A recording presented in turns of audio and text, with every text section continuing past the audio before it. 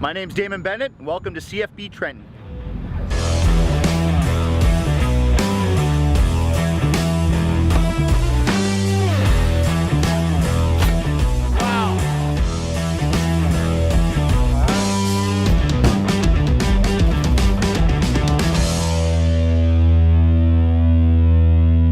So we're going to alert. It's about 5:30 in the morning. The plane is here and it's being loaded as we speak. So one of the reasons I really wanted to go up to alert is to really show how vast this country is and what these people have to do to actually supply the base up there. So alert is the northernmost inhabited place on the planet. We're literally 800 kilometers from the North Pole, and there is a Canadian base up there. We're heading to alert. We're gonna go see what it takes for these folks to actually supply a place like alert that's 800 kilometers south of the North Pole, and it's the northernmost inhabited place on the planet. I'm pretty excited and a little nervous.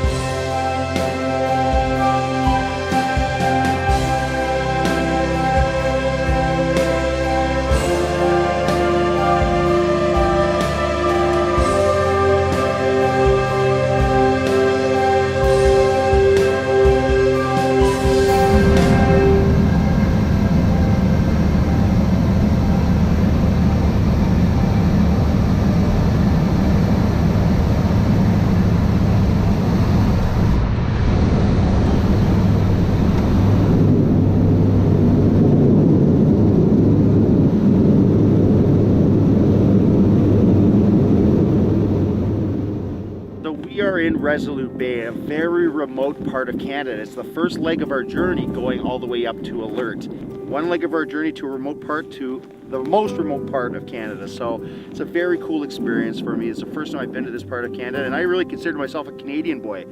As you can tell, my lips are freezing, my fingers are freezing, I'm having trouble talking, but it's a very cool experience.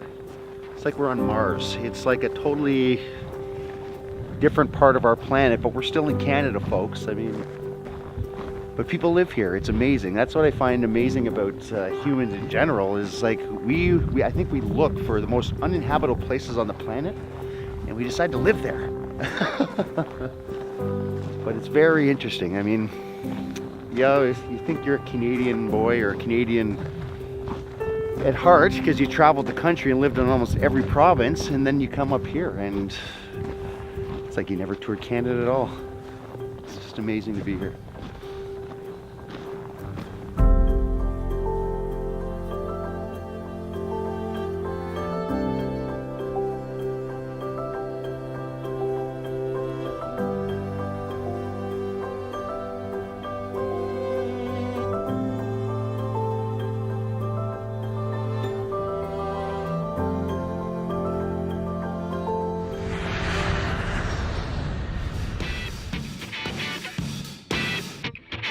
Okay, so just a quick recap on what's going on in the bar right now. Obviously, we got the electricians going right now. They're doing all the rough ins for the bulkhead.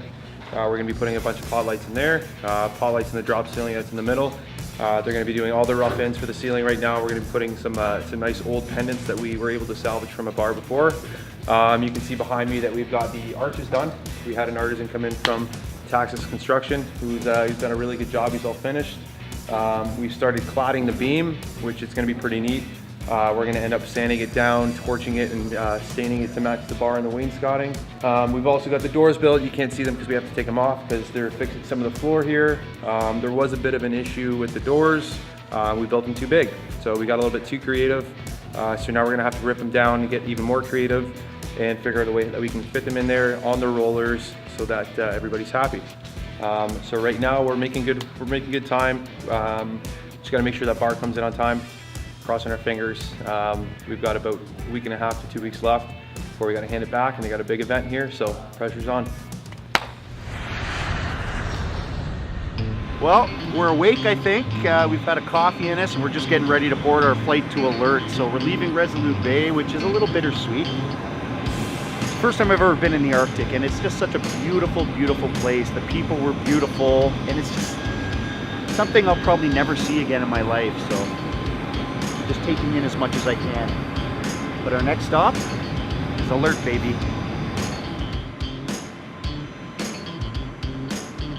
Well, one of the problems of flying to the Arctic is you never can tell what's going to happen in terms of weather. And right now, we are still in Resolute Bay because we have a delay in Alert. There's a fog bank that's sitting right over top of the runway.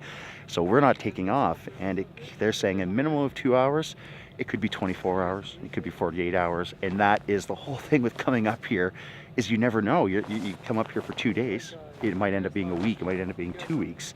So we're making the best of it. And right now, because of that delay of flight, I'm able to see a polar bear and her cubs off in the distance here. I'm actually seeing a polar bear in the wild instead of a zoo, which you never really want to see a polar bear in a zoo or any kind of animal in a zoo, but here we are in the Arctic in Canada, looking at our polar bears. Talk about experiences in your lifetime. Wow. Just smelling the air. Smelling who we are, if we're food, if we're tasty. Seeing if they're in danger. I think we're in more danger than them.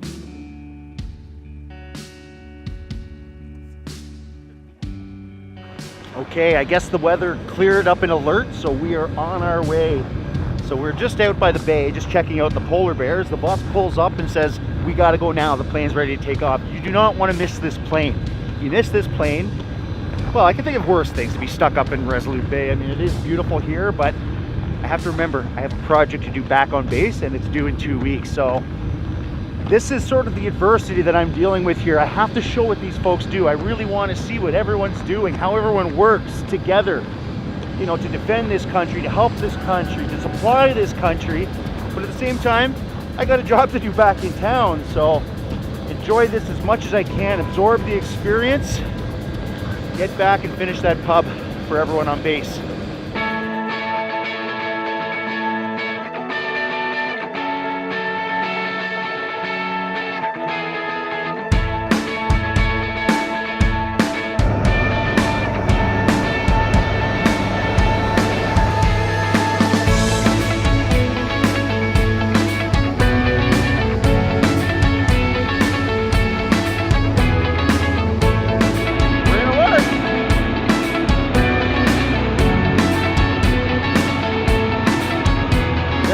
We're here, we made it. It took us 2 days, but we're here.